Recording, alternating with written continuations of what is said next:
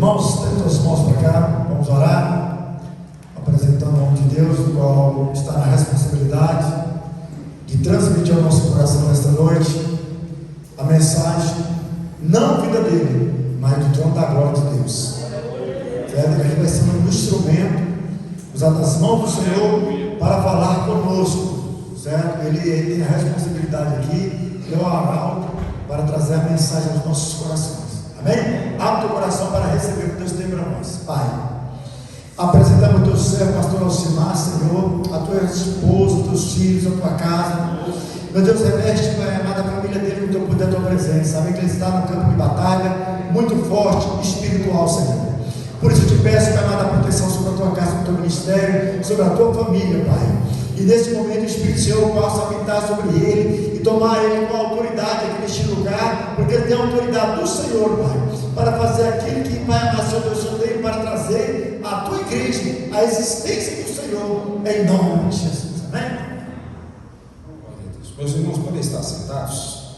A paz do Senhor da amada igreja. Louvar a Deus pela vida do pastor Normando, que é o nosso amigo há mais de 12 anos.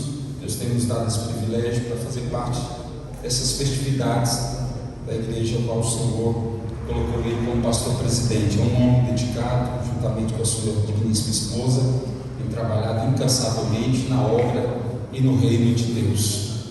Meus queridos, eu pedi ao pastor e ele me deu essa liberdade antes de eu pregar, mas já também uma introdução para motivar a sua fé, falar de um projeto, esse cadernão aqui, estou andando com uma pasta grande para guardar tantas coisas, a gente vai tendo alguns objetos, e entre eles esse caderno do círculo de oração da minha igreja, pastor. Esse caderno eu estou andando para baixo e para cima com ele, para anotar aqui pedidos de oração. No entanto, ele tem uma ocasião muito especial nesta data. Eu já sou pastor há 25 anos no Ministério Fama, e desde quando eu comecei a pastorear, o Senhor me deu um projeto, que não é meu, não fui eu que criei esse projeto. Esse é um projeto inclusive americano, do Rick Warren. Ele trabalha e ele foi transliterado para cá, e nós trabalhamos com o nome Projeto Mãos à Obra.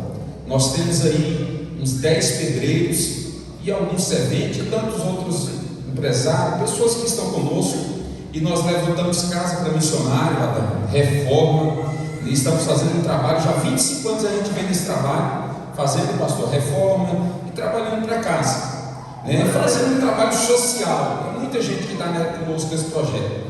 Só, Adão, que eu tinha alguns lotes meus e eu também semeei no reino de Deus. Mas aí orando, há uns 2 anos atrás, falei: Senhor, redobra a sua atenção, vai motivar a sua fé aqui nessa noite, viu? Falei: Deus, eu preciso de uma casa, eu não tenho uma casa ainda. Aí eu comecei a orar a Deus e dizer assim: Senhor, eu ainda não tenho nada, não tenho uma casa. Aí Deus falou comigo: não digas, isso foi no ciclo de oração, clamando a Deus. Falou assim: não diga eu não tenho nada, porque aquela viúva, quando o profeta perguntou: o que tens em casa? Ela falou: não tenho nada, vírgula, a não ser um pouco de azeite na botija. E aí Deus falou: você tem, pega o seu carro, sorteia o seu carro, que eu vou te dar a sua casa. Quantos podem glorificar o nome de Jesus? Então eu saí meio cambaleando. Deus falou comigo no ciclo de oração, dobrei o joelho. As irmãs do ciclo de oração vieram colocar a mão na minha cabeça e disse: Deus é contigo, pastor, pode ir que vai dar certo. Eu sei que essa igreja é uma igreja de fé, uma igreja que crê nos milagres do Senhor. E aí, irmãos, eu fui para oração, 21 dias separado com Deus, falando com Deus, jejuando, consagrando, a minha casa orando, corri, tomei coragem, Adão, e fui lá na gráfica e fiz os carnês. Vou sortear um carro, 3 prêmios, é um carro, esse carro é tão de Deus o projeto, esse é um carro que não vende, o carro que sai de casa, não vende. Aí o Senhor falou: filho, eu vou dar estratégia, já que não vende, você vai sortear. Eu vou sortear seu carro, um carro que tem 9 anos que está comigo, um carro pastoral, um carro missionário, um carro que funciona muito bem para o meu estilo de vida.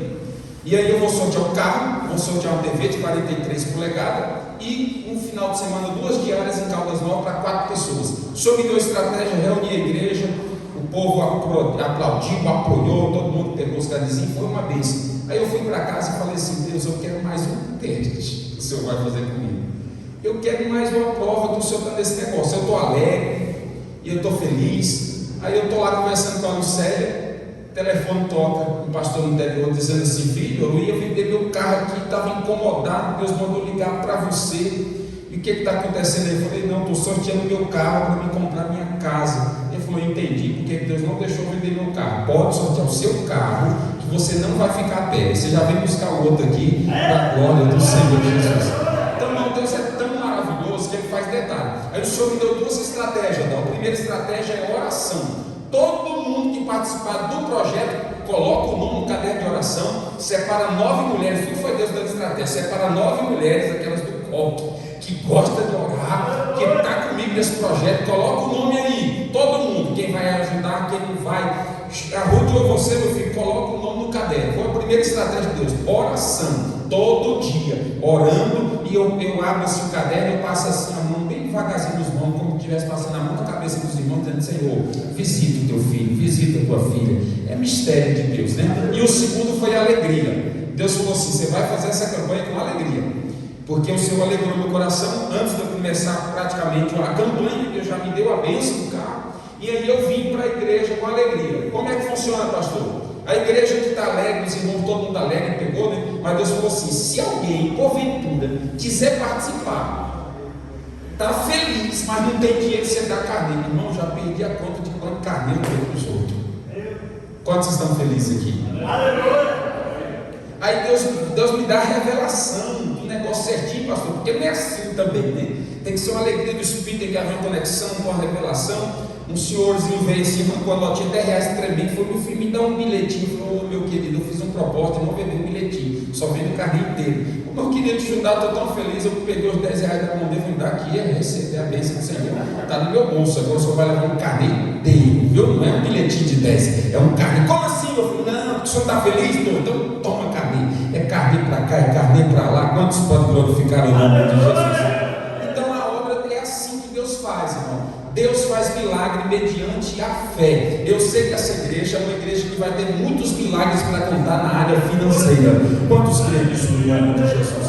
No final do culto, se você quiser participar dessa campanha, me procure. Vou anotar o seu nome, você vai pegar o carneiro, vai levar e acertar quando, pastor? Dia 7 de novembro, lá no finalzinho do ano. E nesse dia, está tão espiritual essa campanha, pastor, que eu marquei o dia para receber e para recolher os carneiros. Deus falou: não, você vai fazer uma vigília, porque o camarada vai chegar e colocar lá na urna, mas já vai entrar já no manto, falando mistério. Você já vai aproveitar e fazer uma vigília até meia-noite. Então, você, além de participar de tudo isso, vai ter uma vigília da dupla honra, da gratidão, da intercessão por aqueles que estão nessa campanha. Eu quis falar isso porque tem muita gente que precisa receber milagre na área financeira.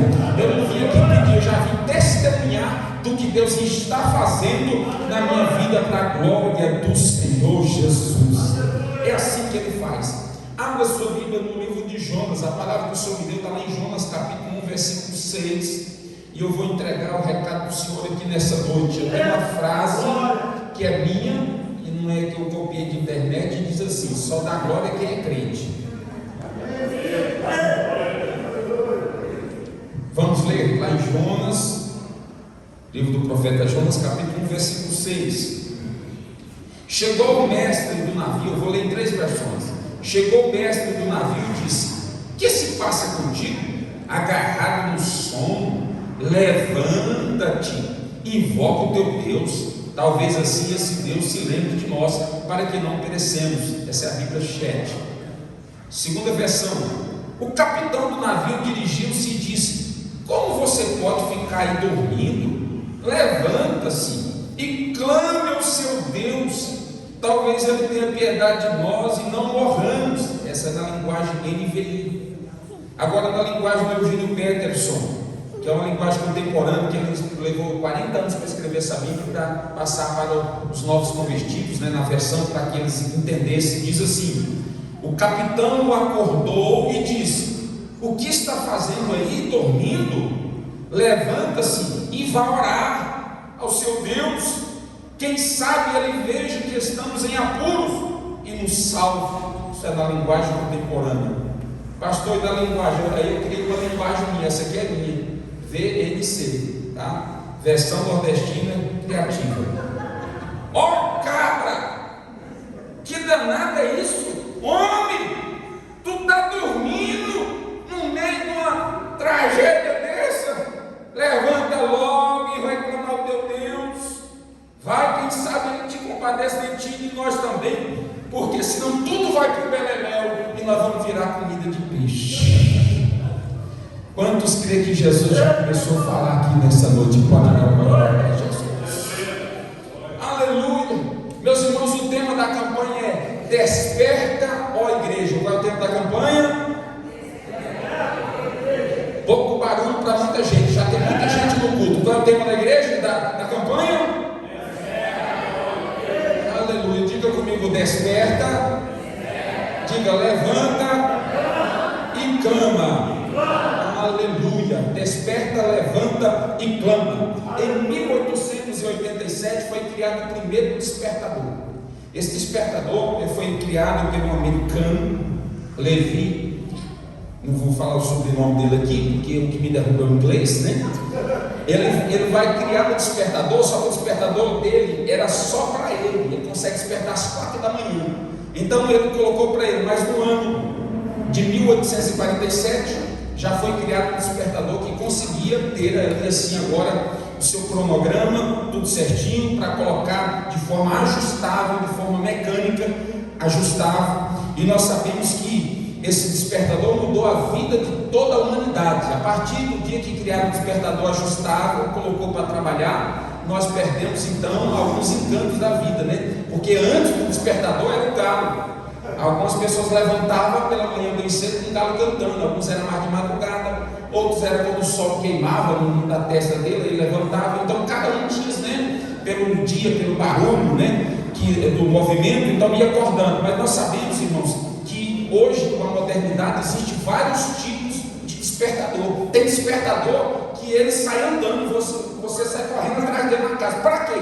Para você não ter aquele perigo da soneca, né? Aquele negócio, você desperta, vou deitar de novo. Não, você tem que sair da cama, que é o despertador. Está andando desse jeito no meio da casa, lá você está andando para pegar o despertador. Então é uma forma de despertar para você não cair naquele cochilo. Tem uns despertadores aí que é muito top, diferente. Tem uns que fazem barulho de uma bomba, e agora a bomba está no auge ali, a bomba para cá, a bomba para lá. Então faz um barulho assim como que vai explodir mesmo. Esse aqui, ele chega a dar 103 decibéis, assim, dá aquele bum. Aí você tem que acordar. Eu não sei qual é o despertador que Deus vai fazer aqui contigo nessa noite, mas uma coisa que Ele vai tocar, se Ele tiver que tocar nas cordas vocais do galo para cantar, o galo vai cantar só para você entender que Ele está na casa.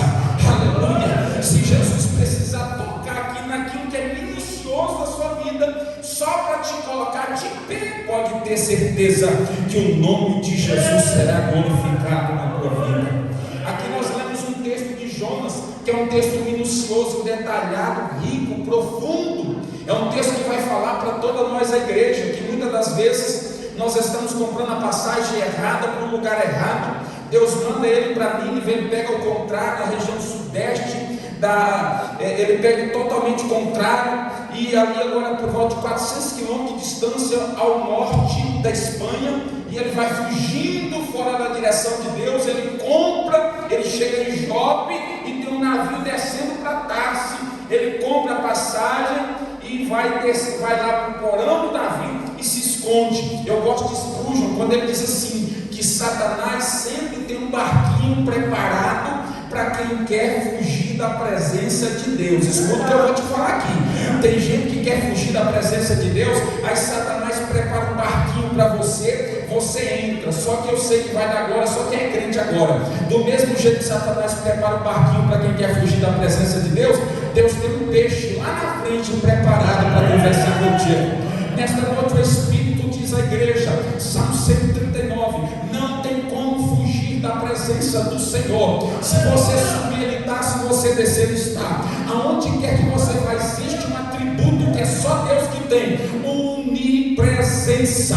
Você diz assim, vai com Deus. Não está errado. Deus nem vai nem fica. Deus Ele existe por excelência. Ele está lá, Ele está cá, Ele está aqui, Ele está em todo lugar. O Espírito de Deus opera. Ele te conhece.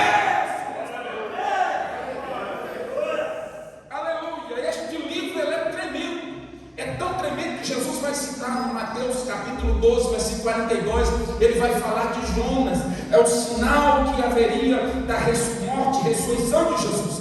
Este livro, ele vai tratar, irmão, da grandeza, do amor e da soberania de Deus. Vai falar 4 vezes do peixe, vai falar 16 vezes de Jonas e vai falar mais de 30 vezes a respeito de Deus. Então aqui nesta noite não tem a ver comigo, não tem a ver só contigo, tem a ver com a presença de Deus no ambiente, na casa desse livro. Este livro vai falar de um Deus que antes de trazer o juízo para a terra, ele manda a sua misericórdia. Antes de Deus tratar com a humanidade, antes da trombeta tocar, antes do arrebatamento, tem uma igreja dele, do avivamento aqui nesse setor, me dizendo, ainda tem um Deus que está te dando oportunidade. O livro de Jonas vai falar de um Deus que ama pessoas que a gente não gosta. Diga comigo, Deus gosta de gente que a gente não gosta. O livro vai falar disso, porque Deus amou os ninivitas, mas Jonas não tinha nenhum prazer naquele povo, porque não entendia a graça, porque Romanos 5,20 diz que aonde o pecado abundou, superabundou a graça de Deus. Então Deus está sempre trabalhando com misericórdia. Esse livro vai revelar o egoísmo e as prioridades do coração de um homem que estava dormente, dormindo. Este livro vai revelar a missão dele. O que é missão dele? A missão de Deus. A missão não é da igreja, a missão é de Deus, mas Deus incluiu a igreja na sua missão. É por isso que a igreja tem que estar o tempo todo basete na lamparina, preparada, adornada, pronta para cumprir o ídolo do Senhor Jesus Cristo. Este livro vai revelar que tem gente que valoriza mais um pé de abóbora do que um ser humano, tem gente que valoriza mais cachorro, animal, gato, tem gente que parece uma arca de Noé, a casa dele tem bicho para tudo que é lado, mas ele não gosta de gente, não ama gente, não se mistura com gente. Deixa eu te dizer, Deus, nosso Jesus Cristo, é alguém que se fez ninguém só para transformar em alguém, o ninguém que eu era, e hoje eu sou alguém porque Jesus se fez gente e habitou entre nós. Nós amamos este Deus. Quantos anos este Deus pode glorificar o nome dele? Este livro vai revelar que Deus trabalha em nós, através de nós e apesar de nós. Este livro vai revelar o propósito de Deus. Ele é cumprido mesmo quando você está dormindo. Deus está trabalhando. Aleluia. Você diz assim: não, eu vou cruzar os braços, o pastor que cuide dessa obra, é 12 anos de igreja, eu não sei o que, meu irmão. Olha, 12 anos é um número profético, hein? 12 anos revela dos 12 discípulos, e eu creio que o Judas nem aqui veio hoje. Quantos podem glorificar o nome de Jesus Cristo? E se ele veio, Deus vai converter ele aqui nessa noite para a glória de Jesus. Porque se ele estava dormindo, Deus vai despertar ele, não para trair, mas para ser um crente cheio do Espírito Santo de Deus. Deus está trabalhando. Nós vemos aqui que o Senhor vai levantar, aleluia, um pagão, um ímpio. Irmão, isso aqui é vergonhoso. Deus vai usar um ímpio, um pagão, uma pessoa que não é crente, para confrontar alguém que está no conforto. Eu vou repetir para você da agora até o final do ano.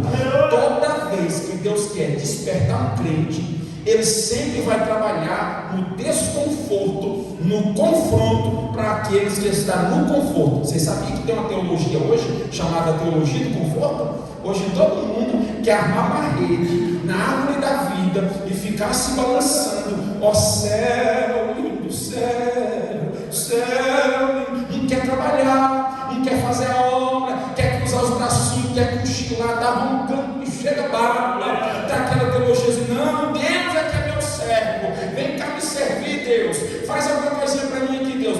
Não, você está equivocado. Essa teologia do conforto, ela é do inferno. A teologia do céu é do confronto, porque o confronto trabalha na persuasão de mudança de comportamento, de caráter, de vida, de postura. Então Deus nesta noite diz para mim e para você: eu me trouxe o meu servo aqui nessa noite, trouxe um despertador de Deus na tua vida e dizer: levanta, porque é tempo de Deus trabalhar na tua vida.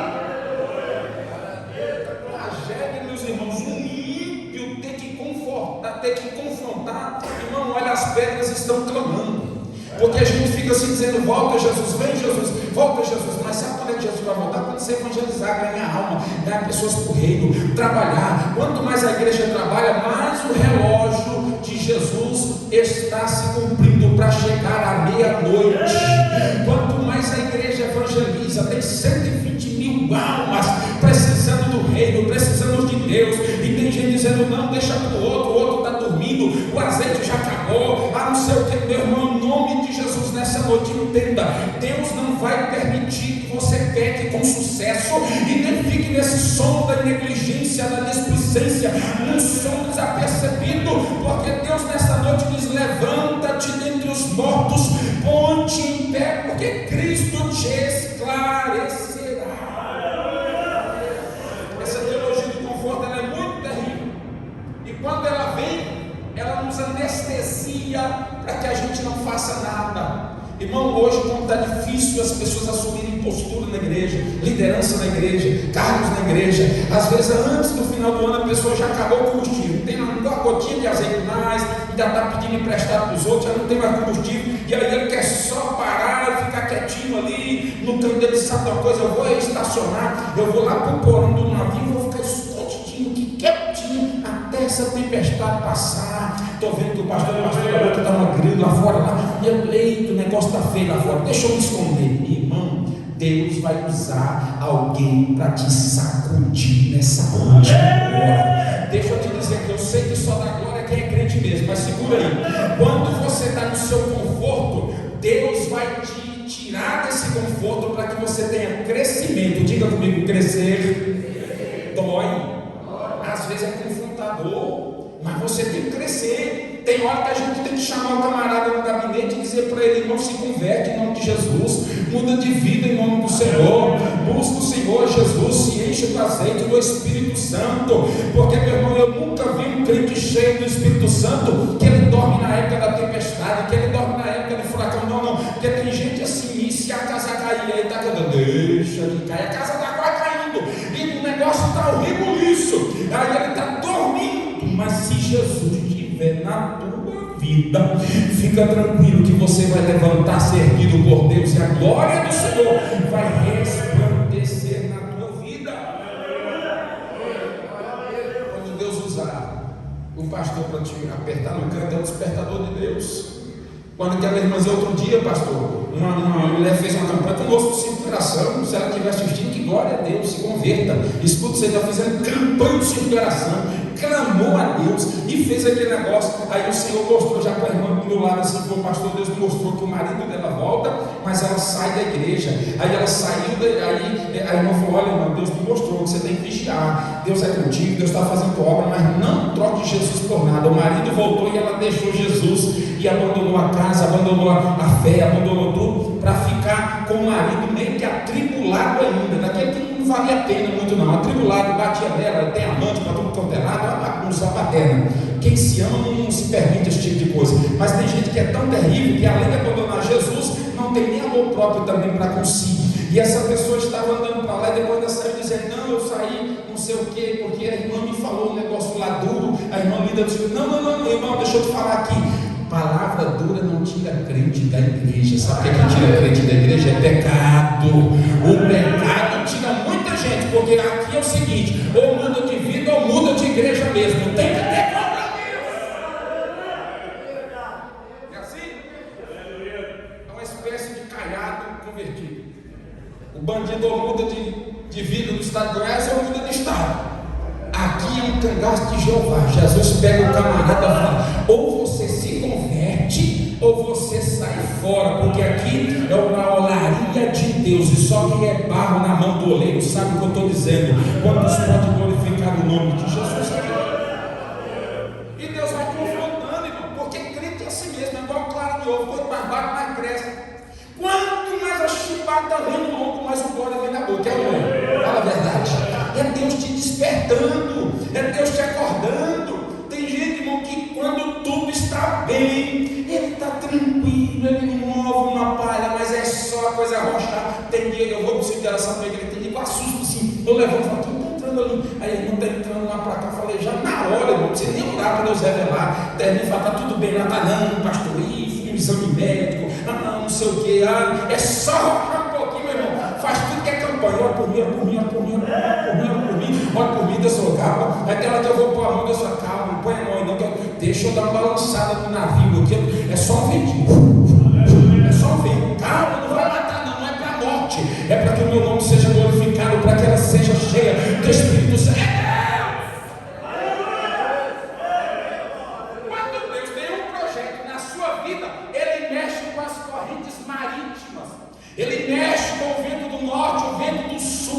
sentindo a presença de Deus aqui nessa noite. Ele vai movendo, ele vai movimentando. Ele chama a baleia e fala: fica aqui pertinho de mim aqui. Agora, estou preparando, você fica já com a boca aberta, fica atenta aqui, porque Deus sabe, irmão, trabalhar com as coisas certas. Fica tranquilo que Deus está trabalhando, não é para a tua morte, não é para a tua tragédia, é só para te despertar. Por quê, pastor? Porque quando o noivo vier, quando a trombeta tocar, você vai ter azeite na lamparina, na tua botija, porque está amando. Aleluia! É o despertador de Deus, é a graça de Deus, e Deus vai mexendo, irmão, vai mexendo. A porta fecha aqui, às vezes é porque o Senhor está fechando, mesmo para que você olhe para a janela de cima, olhe para o céu, e Deus entenda que você está clamando. Irmão, olha, escute o que eu estou te falando aqui nessa noite.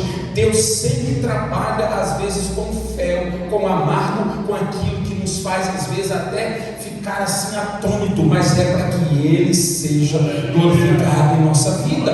O teu barco, entenda que quando Deus está na tua vida, no teu projeto, o teu barco pode até, porque a gente diz assim: se Jesus está no teu barco, ele não vai afundar, não é isso que a gente fala? Se Jesus está no teu barco, mas afunda também, teu barco também afunda. Mas entenda uma coisa, onde é que está isso, pastor? Está lá em Atos Apóstolos capítulo 27, o barco que Paulo estava indo, afundou, quebrou, só teve um detalhe: ele pegou os destroços do navio e terminou de chegar nadando. Esse ano, com teu barco inteiro espedaçado, você vai chegar no dia 31, mas você vai chegar do outro lado tão cheio do Espírito Santo, tão cheio da unção de Deus, que uma cobra pode até morder na tua mão, que você vai sacudir ela no fogo, porque o Espírito Santo de Deus é como tua vida. E aonde você for, Deus está trabalhando, porque Deus está te despertando, você estando na direção de Deus. Olha, irmão, interessante que quando o Senhor está operando, Ele vai agindo, usando todo mundo que está à sua volta. Mas o grande potencial de Jonas que eu vejo era que ele pelo menos reconheceu que ele era o camarada que estava fazendo toda aquela bagunça. Quando foi perguntado: de onde é que você é? Quem és tu? Que povo é o teu? Para onde você está indo? Irmão, uma coisa que nós devemos saber responder na ponta da língua é que povo nós somos, quem é o nosso Deus, para onde nós estamos indo. Nós estamos esperando o noivo, nós é a noiva do Cordeiro, nós sabemos que ele está chegando, pode até estar demorando, mas ele vai chegar, e nós temos que estar preparados. Aleluia. Aliás, ele não demora, ele está chegando no tempo certo, na hora certa, para a glória de Deus.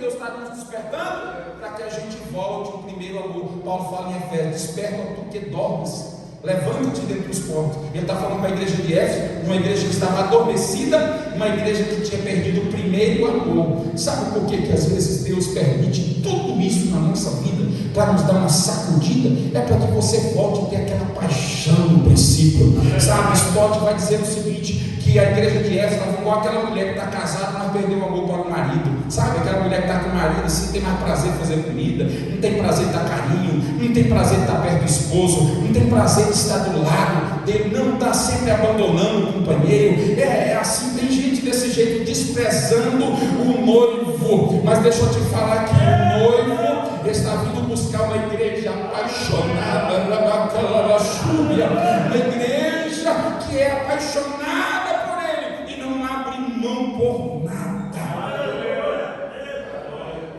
Mas nós estamos vivendo uma espiritualidade dominada pelo sono, uma espiritualidade dominada pela essa, sabe, por esses cochilos que caem, esse cochilo, sabe, essa sonolência. A Bíblia vai dizer, quando Jesus está ali no Monte da Transfiguração, está em Mateus 17, Jesus está orando, os discípulos estão dormindo, e naquele momento ele se transfigura, porque quando Jesus veio, ele abriu mão da sua glória, não do seu poder, mas naquele momento ele pegou e falou: deixa eu mostrar só um pouquinho da minha glória aqui para essa turma. Pedro Tiago, pegou e arrancou as vestes assim, ele se transfigurou naquela glória, apareceu ali em visão, Moisés e Elias, não em carne, né? Tem gente que fala com carne, mas foi em visão, Moisés e Elias. Aí Pedro acordou, meio que sonolento, diz o texto, ele acordou assim e não sabia o que dizia, e meio com sono ainda. Tem gente assim, né, irmão? Olha, quando Jesus voltar para arrebatar a igreja, você não pode estar sonolento, meio assim, meio que perdidão,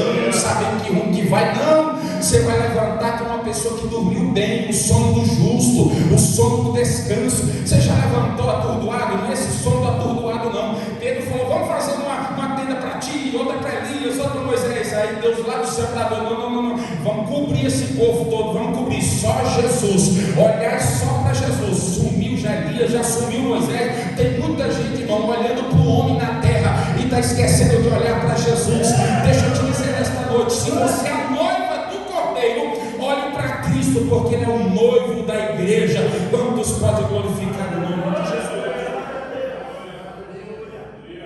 É muito perigoso o sono da negligência, da displicência, o sono, irmão, é perigoso. Toda vez na Bíblia que o homem dormiu, deu ruim esse negócio, não foi bom. Sansão dormiu no colo de Dalila, deitou com Deus e acordou sozinho, dormiu cabeludo e acordou careca. Tem gente assim, vou dar só um cochilinho no pecado, vou dar só uma encostadinha aqui no colinho da Dalila, faz um cafunézinho, vai mexendo, é um pouquinho, faz muita importância, isso aqui é só um colinho, né? Só um tiquinho, e a Dalila está aqui, passa a tesoura, está cortando devagarzinho, primeiro ela vai laciando, vai mexendo, vai conversando, o camarada quando vê já foi. Aliás, Sansão já começou a cair, foi bem antes, quando ele começou a sentir o cheiro da vinha, que ele não poderia nem sentir cheiro de vinha, ele já tocou no cadáver lá do leão morto, já foi, irmão. O pecado ele é progressivo, a queda não é, ninguém cai da noite para o dia, nem o casamento acaba da noite para o dia, nada da noite para o dia. Às vezes a gente vai acumulando as coisas erradas e quando você vê, a casa caiu. Mas nessa noite, se a tua casa está na rocha, se a tua família está na rocha, ela vai ficar de pé para a glória do Senhor Jesus. A Bíblia diz que o semeador saiu a semear, né?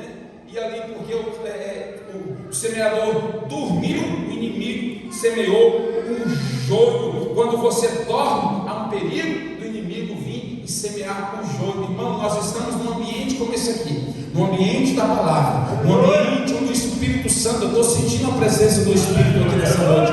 Mas a Bíblia diz em Atos Apóstolos, capítulo 21, que um jovem chamado Eude sentou lá na janelinha e está ouvindo Paulo, e diz o texto que por ele se prolongar muito, Paulo era daquele teólogo que prolongava, falava o grego, o hebraico, o aramaico, tudo nos detalhes. Aí os irmãos iam ouvindo ele, olha quem era Paulo, cheio do Espírito Santo, um homem que tinha os dons, viu coisa que aos olhos do homem não compete ver, e o camarada caiu da janela. Por que ele caiu da janela? Primeiro, porque a janela é lugar de sentar. Segundo, porque às vezes ele estava ali olhando para outra coisa, estava dividindo sua atenção. Mas nessa noite nós que estamos aqui, estamos conectados naquele que é, naquele que pode, naquele que faz. E se os meus olhos estão fitos nele, com certeza nós não vamos cair. E se cair, ele vai nos levantar para a glória do Senhor Jesus. O capitão do navio chega para ele e diz: olha, levanta-te. Primeiro diz assim: desperta, ó dormente. Segundo, diz: levanta-te. Em outras palavras, ele estava dizendo assim, um ímpio estava dizendo para o homem: se posicione, tome posicionamento. Você sabe o que é ser cheio do Espírito Santo? É ter posicionamento. Às vezes você está sendo humilhado em determinada coisa, ou sendo confrontado, humilhado não, sendo confrontado, mas não se posiciona. E você às vezes está achando que isso é muita humildade da sua parte. Não, você tem que ter posicionamento, se colocar de pé, fala de posicionamento. Efésios vai falar, coloca-se, levanta-se dentre os mortos. E eu vou te falar para você aqui, a palavra de Deus para mim e para ti nesta noite ainda é essa: levanta-te e põe-te em pé. Só quem está de pé consegue entender que Deus ainda te usa. Juízes capítulo 5 vai dizer que eu, Débora, então me levantei, depois de muitos anos dos medianitas perturbando o povo de Israel. Aí a Bíblia vai dizer que então ela se levanta e clama ao Senhor. Eu gosto de Jó capítulo 1 versículo 20, ele diz assim: então Jó, depois de sofrer tudo e aguentar toda aquela situação, então eu, Jó, me levantei, aleluia, e se colocou de pé e disse: Deus deu, Deus tomou, bendito seja o nome do Senhor Jesus Cristo. Tem tempo de se prostrar, mas tem um tempo também de se levantar. A Bíblia vai dizer em 1 Samuel capítulo 1 versículo 9, que então Ana se levantou, aleluia. Irmão, eu vou te dizer, sabe onde é que o crente se levanta? O crente se levanta na oração, é no jejum, é no posicionamento. E vai dizer, então Ana se levantou noite, se você não está passando o que estiver passando, se posicione, porque Deus quer que você fique de pé. Pedro, cheio do Espírito Santo, indo no templo da Porta Formosa, ele olha para aquele homem, e aquele homem pede ouro e prata, fala: eu não tenho ouro e nem prata, mas o que tenho, isso te dou, em nome de Jesus. Levanta e anda. Aleluia. Capítulo 9 diz o texto que Pedro está chegando e Enéas está enfermo há 8 anos. Aí Pedro chega e diz: Enéas, Deus te dá saúde, levanta dessa cama, Enéas, porque Deus é contigo, louvado seja o nome do Senhor. A Bíblia vai dizer ainda no capítulo 9 que Pedro está bem pertinho ali, já bem perto, onde está a região onde Dorcas havia falecido. As mulheres pegam o corpo de Dorcas e levam para o cenáculo, que era um lugar mais alto, era como se fosse um sobrado, e colocam o corpo dela no quarto, e aí manda chamar a Pedro. Quando Pedro entra no quarto, manda todo mundo sair para fora, sai todo mundo para fora, por gentileza. Ele dobra o joelho e clama ao Senhor e diz: em nome de Jesus Cristo, receba a vida, levanta. O texto vai dizer que ela olhou, abriu os olhos e sentou, não levantou. Porque tem gente, irmão, que primeiro Deus abre os olhos. Quando você abre os olhos, Deus está dando consciência do que você está vendo na sua volta, na sua realidade.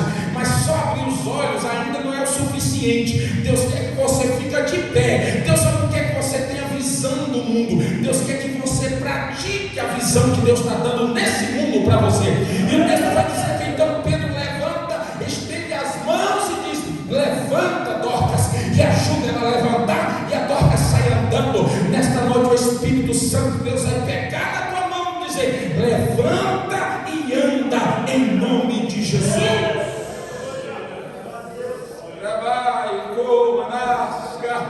Levanta-te em nome de Jesus e clama ao teu Deus.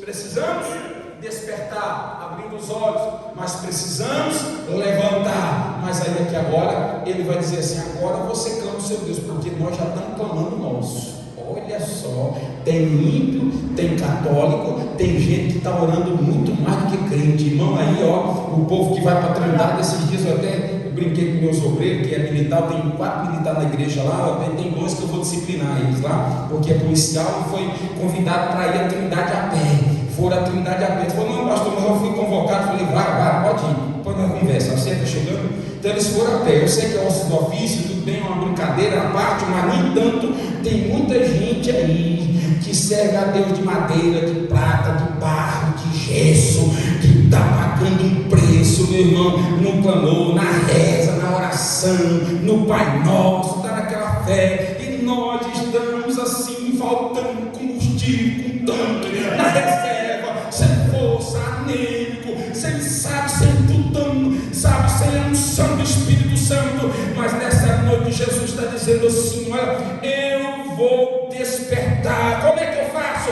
Vai orar, vai clamar, vai buscar, porque eu sou Deus que opero na tua vida para a glória do Senhor Jesus. Deixa eu fazer uma perguntinha para a igreja. Qual Jonas era o melhor? O do barco ou do peixe? Melhorar a pergunta: qual Jonas era mais crente?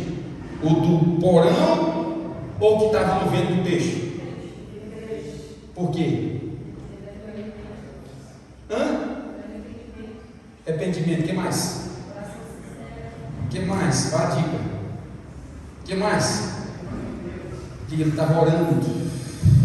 Diga: ele não orou para comprar passagem, ele não orou para entrar no navio, ele não orou quando o capitão despertou ele não orou nem quando jogaram ele lá dentro, não orou no primeiro dia, não orou no segundo dia, no terceiro dia. Jonas era um cabra ruim, mas Jesus sabe trabalhar com cabra ruim também. A junção da glória que é crente, está vendo? Jesus vai arrochando e pôs ele lá dentro, e agora ele começou a clamar, a dizer: oh Senhor, tem misericórdia de mim, tremi 3 noites aqui. Irmão, eu creio lá, de acordo com Mateus, é um grande peixe. Alguém fala baleia, outras coisas, mas se Deus tivesse falado que era uma piaba que tinha engolido Jonas, eu acreditava do mesmo jeito, que a minha fé alcança. Quantos a fé daqui alcança? Então ele estava lá dentro daquele submarino vivo, né? parte, se você ler lá em Levítico, capítulo 11, você vai ver lá que tem peixes puros e impuros. Lá dá uma sola dos peixes, tem uma mensagem extraordinária. É muito peixe. Deus usa o peixe que ele quer. Interessante que o peixe engoliu Jonas rebelde, né? Mas vomitou um Jonas missionário, obedientinho, humilde. Deus sabe trabalhar assim, né? Os marinheiros tiveram o estômago para empurrar Jonas lá e jogar ele no mar, mas mais estômago teve a baleia para engolir Jonas, aquele cara desobediente. Porque tem gente que a gente engole e ele fica travado na garganta, dizendo: rapaz, essa pessoa não é crente. Mas fique tranquilo, da medida que você está engolindo essas coisas, Jesus está digerindo o processo.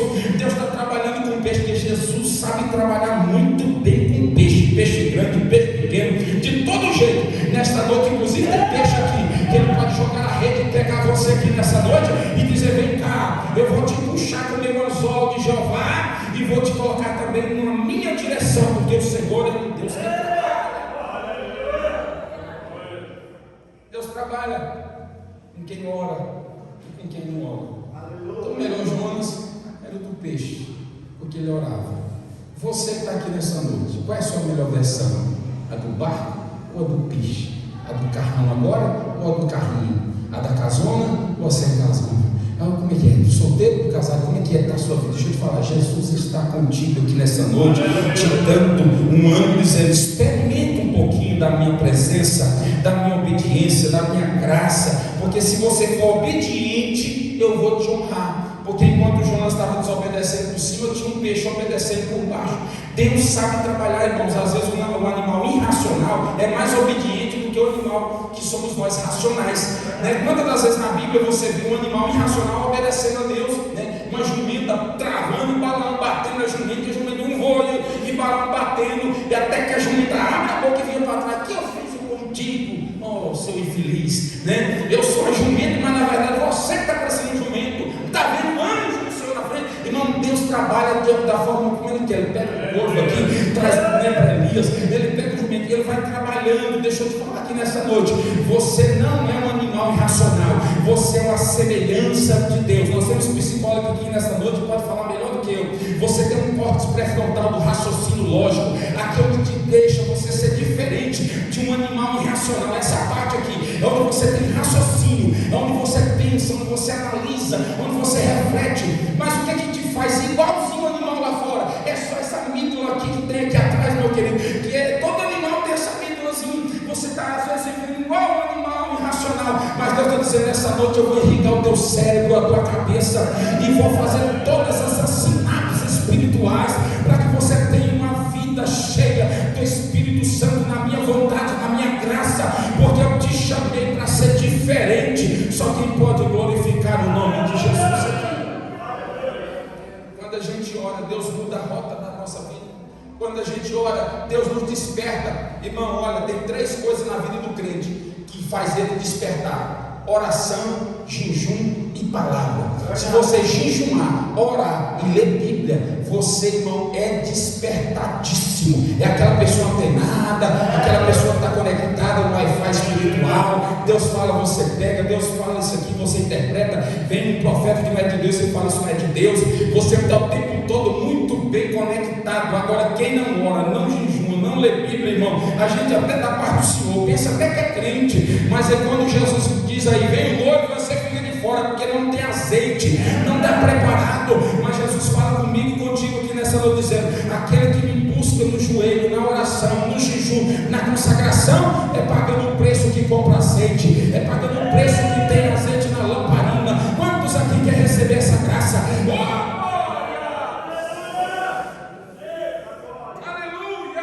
Qual que é o problema da igreja, pastor? Por quê? Porque só os acordes. Irmão, o que está acontecendo? Não sei o que está acontecendo com a igreja. Porque Jonas, olha para cá, Jonas pregou 40 dias a mesma mensagem e 120 mil pessoas se converteram, inclusive cachorro, bicho, todo animal. E nós pregamos todo dia uma mensagem por 40 dias e ninguém se converte. Aonde é que está o problema? Aí Spurgeon vai dizer o seguinte: que pregadores mortos tiram dos seus sermões mortos e sermões mortos nada. Olha só o que eu vou falar. O que é isso? É alta ajuda, é só farofa, é só, sabe, mamão e açúcar. Tirou a cruz, irmão, tirou a cruz. Esse dia lá em Trindade tinha assim uma banquinha: cruzes em promoção. Irmão, Olha que coisa linda. Tem gente que vem para a igreja e fala: não, a cruz aqui está de promoção, pastor. Eu comprei uma. Qual é, pastor? Meu irmão, que você comprou? É uma de isopor, pastor. E eu comprei com rodinha também. Tem luz de neon na minha cruz, pastor. Está levinha, pastor. Onde é que você arrumou essa cruz? Na igreja, fulano de tal. Lá o pastor entregou um monte de cruz para nós. Nossa, cruz leve. Eu estou levando cruzinho mais simples, irmão, lá. Aqui é muito leve, meu querido. Deixa eu te falar um negócio. O Evangelho, a palavra de Deus, o que nos desperta não é cruz de isopor. O que nos desperta é cruz de madeira e coroa de espinho. Aqui na terra não é descer tocando tambor, é subir com muito clamor. Se você está aqui na terra achando que é um veroneiro, é um passeio, é uma Disney espiritual, te enganar, você tem uma sonolência, nem está percebendo. Mas se você estiver entendendo que o Evangelho é renúncia, o Evangelho é cruz, o Evangelho é vida santificada, o Evangelho é santificação, aí você vai entender que Deus te despertou para uma grande obra. A culpa é nossa.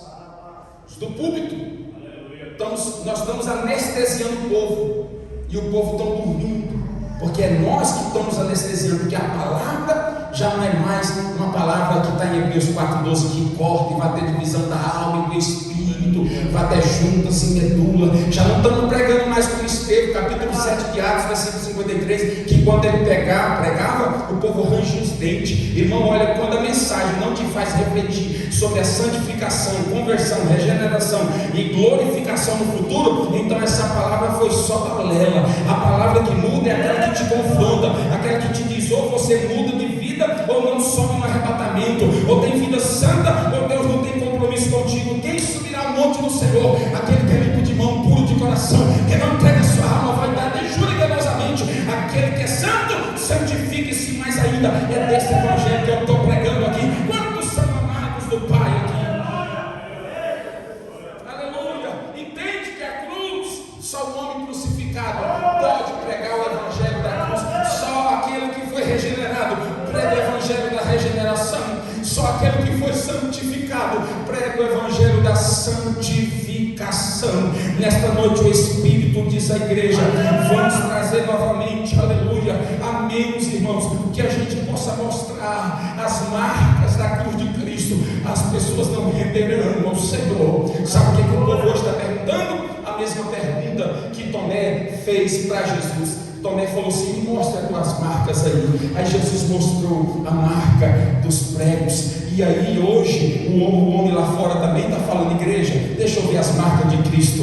Aí nós temos que mostrar que nós temos marca do Calvário, que nós temos as marcas de Cristo, de uma igreja viva e despertada para a glória do Senhor Jesus. E aí, meus queridos, o que nós temos que trabalhar? Nós temos que trabalhar com essa máxima de que não dá para ficar nessa sonolência, mesmo tendo os olhos abertos. Como que eu vou falar aqui? Existe vários tipos de sono. Eu poderia falar sobre vários tipos de sono. Inclusive tem um estudo bacana que eu peguei, inclusive na época da faculdade, sobre sono. Tem vários sonos, vários tipos de sono. Deixa eu falar aqui, bem resumido. Existe o sono da eternidade, morte. Sono, a pessoa dormiu com o Senhor, mas na verdade ele não está dormindo, não.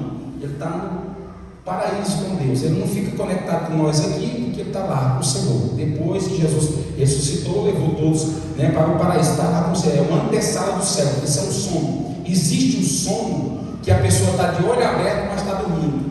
Qual é esse? Está lá em 1 Coríntios capítulo 11. Fala assim: há muitos que dormem, porque o povo estava indo para a ceia e comendo a ceia de qualquer maneira, não estava discernindo o corpo do Senhor. Eu falei que só dá glória quem é crente, mas tudo bem. Então tem gente que ele está na igreja de olho aberto, mas ele está dormindo. E tem gente que está dormindo, mas está de olho aberto. Deixa eu te falar, a fé é isso. A fé verdadeira é aquele que às vezes está dormindo, mas a sua alma está conectada com Deus, o seu espírito está com Deus. Não estou falando do sono biológico, do sono do descanso físico. Não, eu estou falando de um sono de morte espiritual. Irmão, nesta noite, qual que é o meu clamor? O clamor dessa igreja, pastor, é o clamor que Deus vem nos despertar, vem nos acender a chama outra vez, vem nos acender novamente essa brasa do avivamento, e que você possa despertar para entender que o Senhor ainda habita em ti. Quantos podem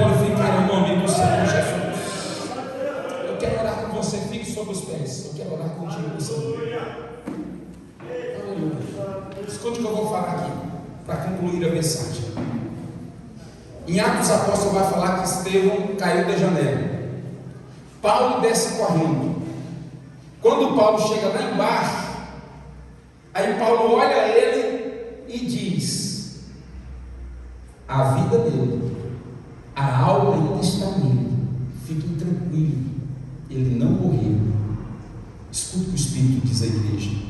Talvez você até caiu, chegou aqui meio cambaleando, mas ainda há vida em você. Ainda há vida em você, ainda há alma em você. Deus ainda está trabalhando em você. Pastor, eu estou assim meio pastor, parece que o azeite está bem pouquinho, eu estou meio com sono, pastor, eu estou meio assim sonolento. Jesus vai te despertar aqui nessa noite.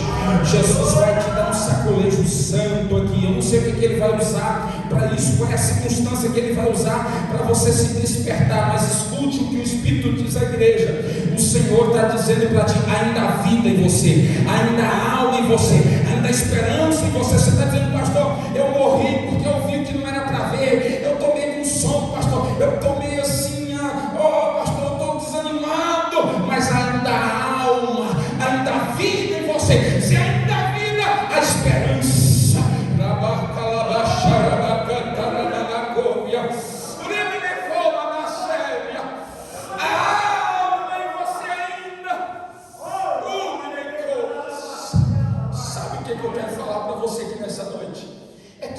Por mais que você esteja com um pouquinho de azeite, bem pouquinho, você veio aqui e Deus ainda está falando contigo, porque Ele te ama e Ele não abre mão de você. Ainda dá tempo com um pouquinho mais de azeite nessa botija, ainda dá tempo de um pouquinho mais azeite nessa lamparina, ainda dá tempo de pegar uma espivitadeira e puxar o pavio, porque Ele não apaga o pavio que fumega, mas você puxar esse pavio e cortar todos os borrões que estavam atrapalhando da lamparina pegar fogo. Mas hoje o Espírito Santo diz: eu vou cortar todos os borrões e vai voltar a fumegar, vai voltar a pegar fogo novamente, porque eu sou um Deus que sopro, sou um Deus que renovo, sou um Deus que encho. Hoje tem fogo de Deus para a tua vida nessa área.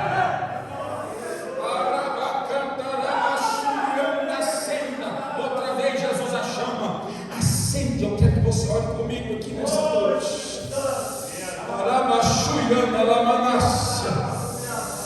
Deus vai acender a chama outra vez no teu coração. Aquele fogo de vontade de dar glória, de dar aleluia. Aquele fogo de vontade de vir para a casa do Senhor, alegria de vir para a casa do Senhor, alegria de contribuir, alegria de servir, alegria de viver. Hoje é uma festa, um culto de festa, e no primeiro dia da festa o Senhor já diz: eu vou voltar a acender o pavio que está fumegando. A Bíblia diz, Levítico 6,13: e o fogo arderá continuamente sobre o altar e não se apagará. Jesus quer acender a chama outra vez.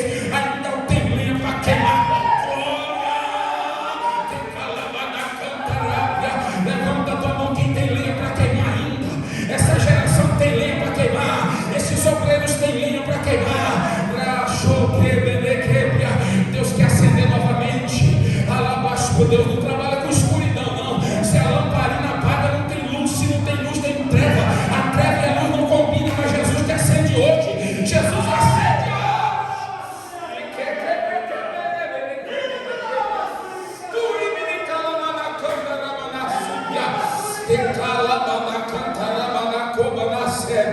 Espírito Santo, põe azeite nessa lamparina. Levanta a tua mão e abre a tua boca para Jesus te encher de azeite. São uma igreja cheia, e todos foram cheios do Espírito Santo e começaram a falar em outras línguas conforme o Espírito concedia que falasse, e todos foram cheios. Se você não está cheio, Deus não está concordando. Tem que estar cheio. Jesus encheu o céu de pássaro, encheu o mar de peixe, encheu a botija de azeite da viúva, encheu a arca de Noé, encheu as talhas, encheu os discípulos do Espírito Santo, e diz: não vos embriagueis com vinho, mas enchei-vos com o Espírito Santo. Eu sinto a glória, eu sinto a graça. Seja cheio.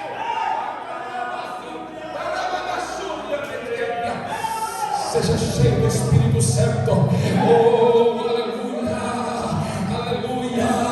Eu vejo um ponteiro do teu combustível hoje aqui, aumentando, saindo da reserva. Está saindo da reserva. Abre a boca e dá glória. Quem vai dando glória, aleluia. O crente vai se enchendo. Tem nesta noite um frentista de Jeová aqui, um anjo de Deus derramando azeite.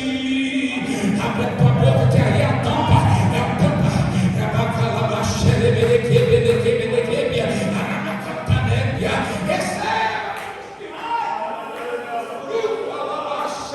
receba, oh glória, glória, glória. Crente de combustível na reserva, a vida dele é curtinha, a viagem dele é curta, ele não vai longe, mas quem é cheio do Espírito Santo tem azeite na lamparina. Satanás não fica, as trevas não ficam. Acende a candeia, acende a candeia, acende a lamparina, acende a lamparina que você vai achar que estava perdido. Acende essa lamparina. Espírito Santo de Deus,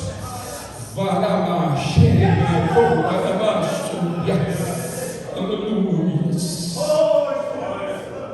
Quando Jesus voltar, não dá tempo você correr para colocar azeite na lamparina. Escute o que o Espírito diz à igreja. Hoje essa festa é para você se despertar, é para você aumentar o teu combustível. Hoje eu coloquei combustível no meu carro e ali não foi R$100, é só um tantinho assim, não cabe, não é nada. Mas deixa eu falar, hoje o combustível que Deus está colocando na tua vida já foi pago há 2000 anos atrás, e Jesus falou: eu vou mandar combustível para vocês, para estar convosco todos os dias. Tem combustível, todos os dias tem azeite, todos os dias tem graça. Crente, irmão, tem que buscar do Senhor todo dia, porque o Espírito Santo te renova a cada manhã, te enche a cada manhã. Louvado seja o nome de Jesus. Ei, calabás. Tem alguém nessa noite que está afastado dos caminhos do Senhor? Tem alguém que está afastado dos caminhos do Senhor? Eu quero orar por ti aqui nessa noite. Jesus te chama aqui hoje, e talvez você veio esse culto meio que igual Jonas, escondido no porãozinho, bem caladinho, mas Jesus te encontrou aqui, porque você é um instrumento nas mãos de Deus, e Ele não abre mão de você. Cadê essa pessoa? Todos já são crentes? Todos são crentes? Levanta a mão só para eu ver se todos são crentes aqui. Aleluia. Alguns não levantaram. Então hoje é noite de salvação para você. Hoje Jesus marcou este ambiente aqui para dizer: desperta antes que seja tarde demais. Quinta-feira sepultamos a minha cunhada, irmã da pastora Lucélia. Ela estava sadia, tudo de boa, e de repente voltou, foi correndo, igual não deu tempo, mas ela estava em comunhão com Deus. Teve uma festa para ela, né? Com certeza, mas aqui na terra, irmão, nós que estamos aqui, temos que estar preparados. Semana passada, sepultei também um dos meus vice-pastores, Sargento Adebaldo, um homem, um negão forte, pegava nós dois aqui, o pastor levantava lá no alto, quando encheu o Espírito Santo, subiu no telhado, dessa altura, 1,5 m, caiu, quebrou a perninha dele, e aí entrou filmando, fazendo graça no hospital, mas na hora da cirurgia, teve uma parada, não suportou. Jesus levou o meu líder diaconal da igreja, mas ele estava preparado para encontrar com o Senhor Jesus Cristo. Hoje, o irmão Elias, que já não congrega comigo, também um senhor deficiente, a mãe dele, eu estava vindo, ela estava me ligando: pastor, passe aqui, porque o Senhor recolheu também o meu filho. Mas ele cantava na igreja, mesmo com deficiência, com muita dificuldade, ele cantava dizendo: ó, o Senhor breve virá e arrebatará a sua igreja. Eu estou esperando Jesus, e não tem que estar preparado, porque Jesus está voltando para buscar uma noiva lavada, remida, santificada, adornada no sangue do Cordeiro.